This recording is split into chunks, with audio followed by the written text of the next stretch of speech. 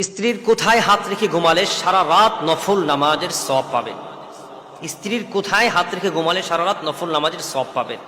স্বামী স্ত্রীর দাম্পত্য জীবনটা এত কঠিন, এত সুন্দর।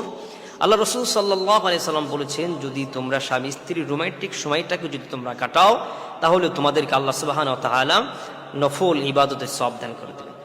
রাসূল করিম সাল্লাল্লাহু আলাইহি ওয়াসাল্লাম জানায়া দিলেন, স্বামী স্ত্রী একে অপরে কথা বলতে বলতে মুস্কি হাসি দিল, আল্লাহ তাআলা ওই মুস্কি হাসির বিনিময়ে তাদের আমলনামায় সওয়াব দান করে দিলেন।